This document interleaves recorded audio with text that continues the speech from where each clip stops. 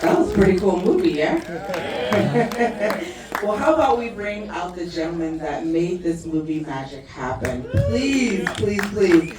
Join me in welcoming director and producer Joseph Kosinski and producer Jerry Bruckheimer.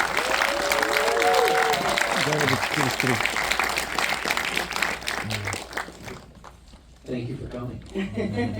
Sounded good. It sounded really good. I'm sure it never gets old too, right? I'm Kelly Carter. I'm ESPN's senior entertainment reporter for Anscape, and I will be moderating this conversation today. I want to start here because the last time you guys worked together, you made magic with Top Gun Maverick, not only in how successful it was, yes, please, a round of applause. But not only in how successful it was box office wise, but also in the accolades that you guys got and the nominations that you received for it.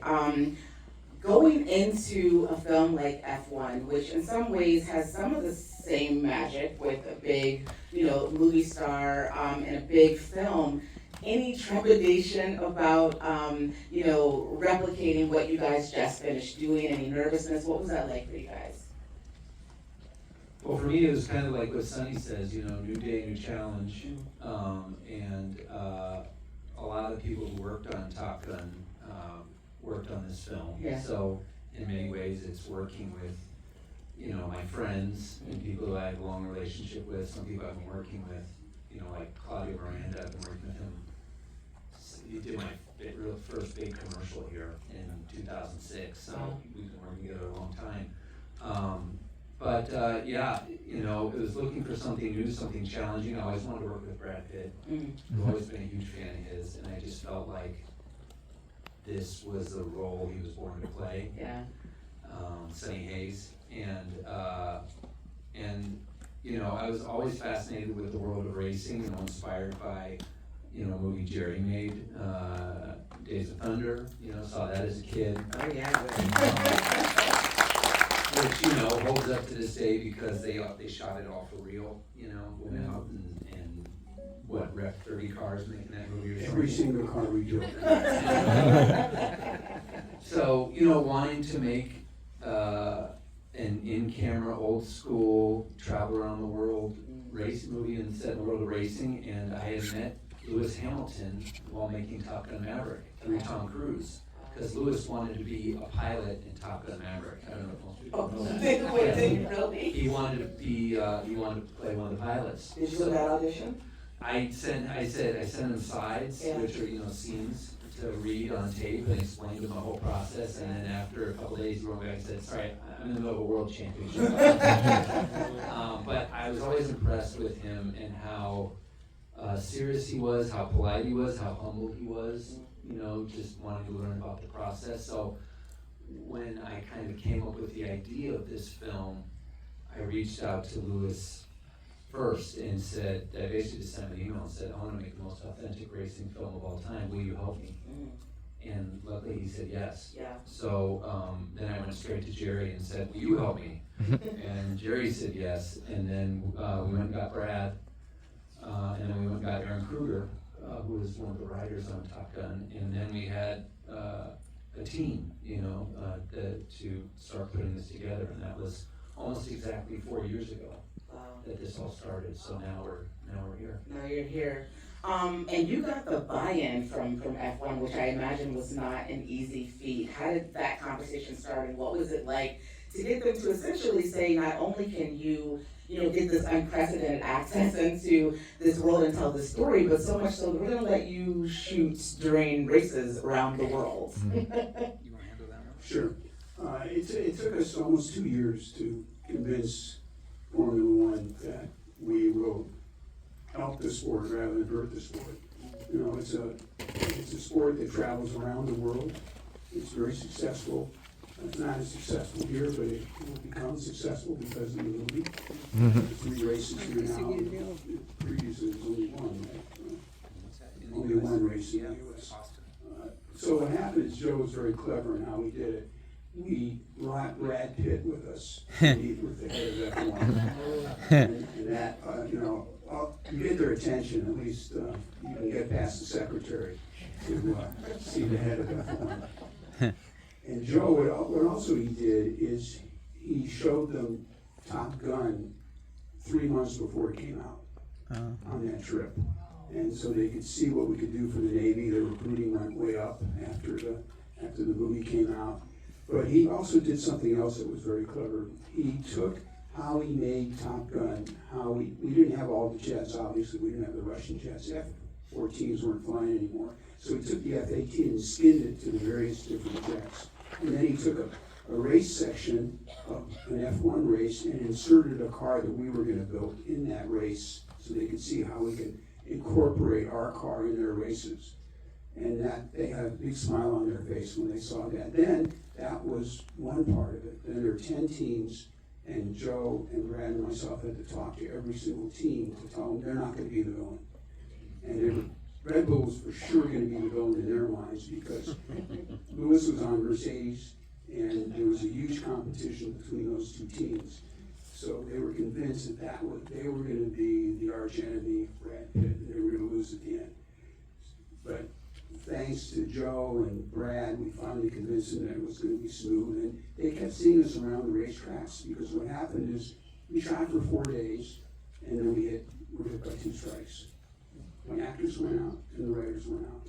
So what Joe did, very fortunate for the movie, is he traveled to all 9 races and filmed all the second unit. Rather than having a second unit director, Joe did it all. And then we came back a year later and shot it with the actors. So this movie took 2 years to film. But you know what? What you saw, and it's exciting, but you know what makes it all work? Is the characters and the writing and the story. Unless you have a great screenplay, and Aaron Kruger wrote our screenplay, and he had some help when he wasn't available, some other great writers who came in and helped us. That emotion is what gets you, and what makes the film so successful. And Joe is somebody who was trained as an architect and an engineer, so when he approaches something, it has to be technically perfect. He designed cameras that had never been used before that Sony made for us, and Apple gave us one of their iPhone cameras, an enhanced version of it, and put it in 2 cars in every single race. So our editor had 8,000 hours. 5,000 hours of footage. 5,000 hours of footage to go through to make what you just saw. So the technical expertise between Claudio Miranda, who did the cinematography, he designed a camera along with Joe that pans remotely. So when you saw a car next to Brad and panning to Brad's face, that's all real. That was actually done on the racetracks. So the technical things that were done on this were miraculous. They had 16 camera angles around the car, which I told you earlier, 4 at a time. So the racing was just as authentic as it possibly could be. And then as the teams kind of leaned in, we got some of the drivers to participate in the movie. You saw some of the real drivers in the film. And then people asked me, Jerry, were you able to get in one of those cars and drive one of those cars? They mold the seat to your body. You can't get in one of those cars. It takes an F2 driver a month to be able to get in an F1 car. That's how difficult they are to drive. What they're hitting 5 Gs in those corners, their necks get beat up. Brad and Damson were training every single day, so between going 180 miles and then breaking down to 50, so your foot has to be, your leg has to be really strong, your neck has to be really. I mean, it was really a difficult movie for them to make, but they loved it, and that's why they trained for 4 months on a program that Joe and Brad kind of designed with one of the F2 drivers. It was one of our son guys. Wow. You know, Jerry just talked about, you know, it all starts with a great story and a great script. How did you decide what your entry point was going to be to tell this story? I mean, you obviously knew that you wanted Brad Pitt early in the development, I guess, of this project, but how did you decide how you're going to get into and tell the story? I was actually inspired by the documentary series Drive to Survive, and like a lot of people during COVID, I watched it, you know, binge watched it in a day. And the first season, they did not, you know, Ferrari, Red Bull, and Mercedes did not want to participate in the show because they didn't know how they were going to be portrayed. And you'd think that'd be a disaster when all the popular teams say we don't want to be any part of it.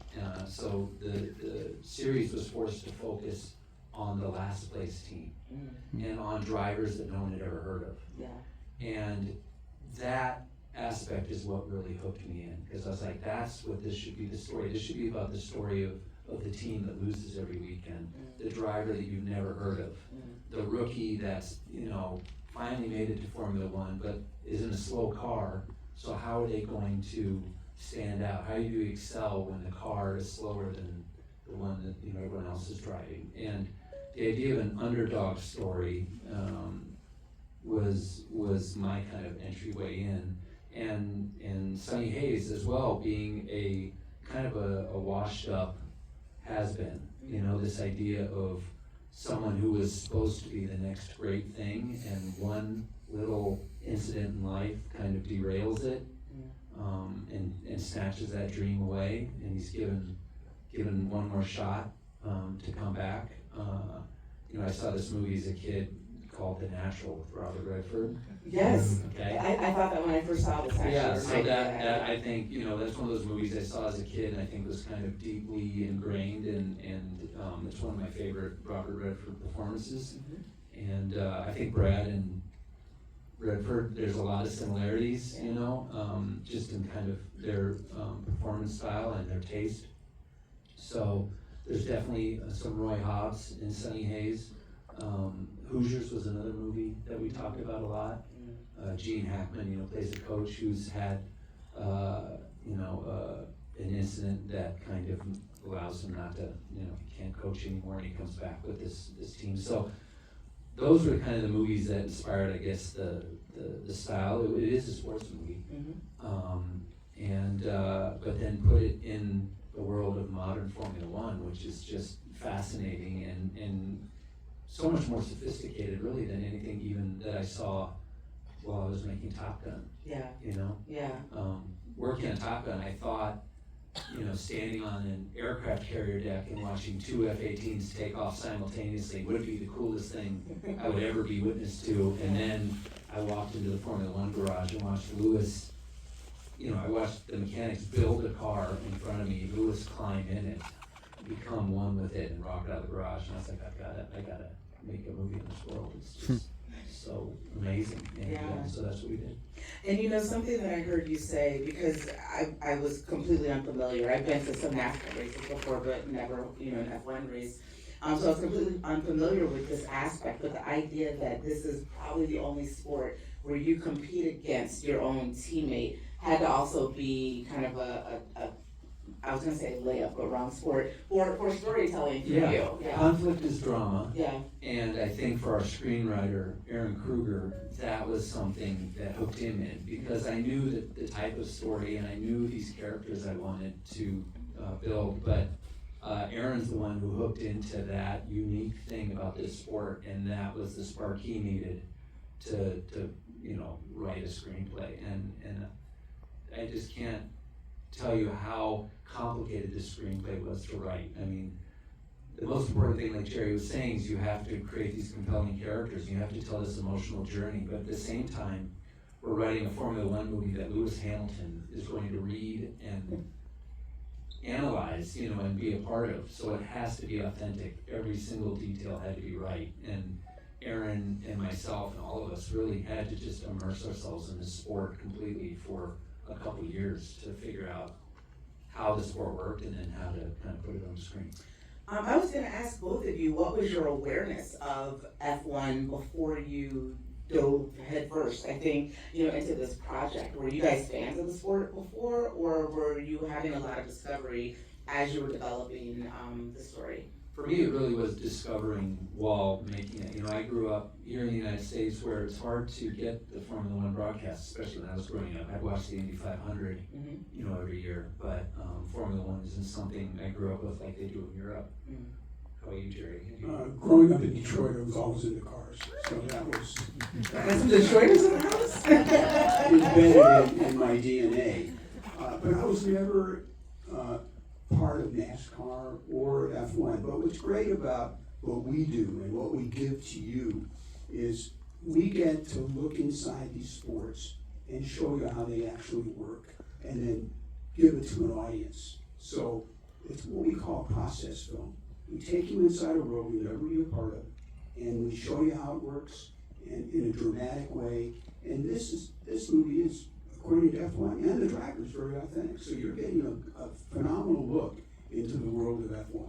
Yeah, and let's stay there with that authenticity, because that's something that you obviously are known for as a producer, which is really pushing, the realm of authenticity. Like, bring us there. Like, how did you start with this? Because there are a lot of scenes, obviously, in this film where you feel like you're literally in the driver's seat, but also even outside of the cars, you just feel like you're there. And if you're not there, you probably want to go there immediately and watch this in person. So where did you start with that?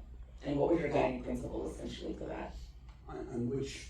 Yeah, on how to really bring this level of authenticity that you guys brought in F1. Well, we embedded ourselves. I mean, Formula One let us, we built our own garage. We were the 11th team on 9 different races. And we had our own garage, which some of the designers of the other teams' garages came and looked at ours and said, I'm going to get fired because ours looks so good. So Joe had designed, along with our production designer, this phenomenal garage. We also built 6 cars. We had Mercedes, and Joe designed the car, and then we got F2 engines and put an F1 body over the F2 engine. And the car was going 180 miles an hour, and they were driving it. And then they're braking at 50 miles an hour. So it's a really grueling sport. When these real drivers climb out of a car after a race, they lose 10 pounds. I mean, that is how difficult this sport is. And by us being part of it and part of that world and living it for 2 years with the team principals and with the drivers, hearing all their stories, hanging out with Lewis Hamilton and being a part of their world for 2 years, we really, and Aaron Kruger, lived with them. He went to all these races, listened to all what the drivers had to say, incorporated it into the script. Everything that you see in this movie actually happened in a race somewhere in the last 10 years. Even the huge crash that Joe did is based on a crash. Who was Grosjean? Yeah. Well, it was a combo. There was a Formula 3 crash at that same corner in Monza about 8 years ago where he flipped into the fence, and then, the fire was more inspired by Grosjean, which was 2 years ago. But people say, why don't you use Formula 1 cars? Yeah. Because we say we use Formula 2 cars. Yeah. A Formula 1 car costs $250,000 a day to run and requires 30 people to start it. A Formula 2 car, which is only about 10 seconds slower per lap or around a Formula 1 track, costs $25,000 a day and requires 2 people to start it. Oh, So that was an easy decision. So that was something that Toto Wolff told me, and he said, don't start with a movie car and try to make it fast. He says, start with a real race car and then modify it so it works for your filming. So that's exactly what we did. We bought 6 Formula 2 cars. We brought them to the Mercedes F1 factory. They lengthened them 200 millimeters. They redesigned all the aero on it so it looked just like an F1 car. And then we built the camera recorders, the transmitters, and the batteries all into the floor of the car, and just had the sensor of the camera and the lens up on a tiny little box in front of the driver. So we had 4 of those at a time, and we had 16 different positions. But these cars were literally designed for making this film. So we had custom cameras and custom cars, and like Jerry said, we had the world of Formula One advising us and helping us along the way, which was incredible. I know, that was amazing. Let's get even more super nerdy. When you guys are filming at the races, we're not seeing you guys in the midst of a race. Like, how are you navigating? Because you're doing it basically when there's, pauses or breaks, or how does that Yeah, so that's the kind of Hollywood magic trick we're doing. So when you see Brad and Damson driving in this movie, they're driving our cars on the F1 track during the race weekend, but they're driving it between practice and qualifying sessions. So there's 100,000 or 150,000 people in the stands. They're driving in the same track that the pro drivers were driving on 10 minutes before, but we had the track to ourselves for about 10 or 15 minutes. Okay. Then you combine that with, we shot the races as well. We had our own cameras on 2 or 3 F1 cars during the race. And then we also had all 25 broadcast cameras. We were recording all of that as well, and we had one of our cameras in the helicopter.